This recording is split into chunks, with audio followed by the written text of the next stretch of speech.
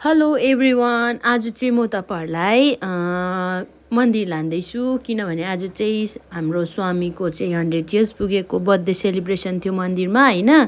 त्यसले गर्दा चाहिँ हामी चाहिँ जानको लागि रेडी भइरहेथ्यौं र मेरो यो भिडियोमा चाहिँ हामीले पूजा मन्दिरमा गएर भजन गरेको भिडियोहरु छ है। हामी चाहिँ मन्दिर पुग्यौं। आन्टीले चाहिँ हामीलाई आजको जुन चाहिँ भजनको बारेमा चाहिँ हामीलाई भन्नु हुँदै थियो हो। हामी चाहिँ त्यो सुन्दै थियौं। सोचेको थियौं सबै पनि हामीले खाली राख्दैन, त्यही भएर चाहिँ हामीले अब यो सानो अरु केही छैन, आजको उयोहरु प्रोग्रामहरु केही छैन।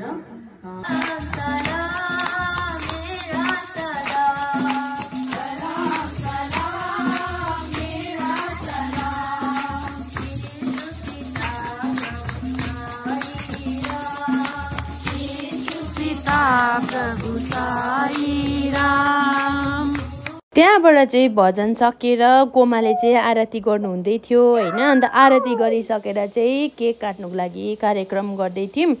अन्त नानी चाहिँ हिजो एकदमै ज्यादा हिँड्यो, उ घरमा पनि त्यतिको बस्दैन। अन्त म त मन्दिरमा पनि बस्छ होला सोचेको थिएँ, तर बसेन।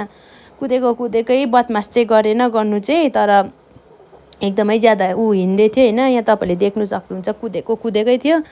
त्यहाँबाट चाहिँ केक काट्नुको लागि रेडी भयौं हैन। स्वामीको सबैजना एक लाइनमा हुनु भन्नुहुँदै थियो केटाकेटीहरु। त्यहाँ हाम्रो बहिनी गयो, अनि बहिनीलाई चाहिँ उसको कान्छी मुमा, यहाँनिर चाहिँ कान्छी मुमा पनि आउनु भएको छ हैन। उसको त्यहाँको कान्छी मुमासँग गएर चाहिँ बहिनीले केक काट्नु गयो हो।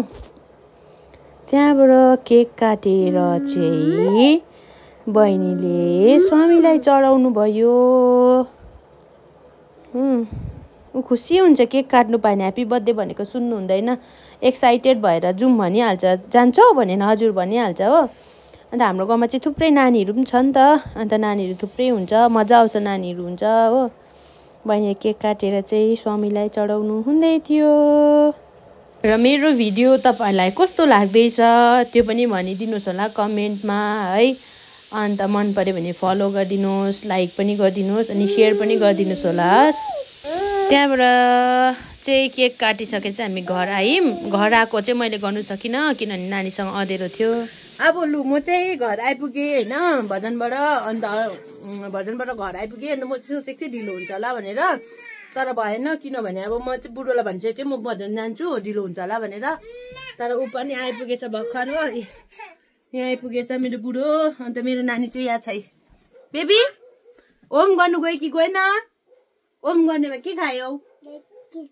के खायौ? केक खायो हो।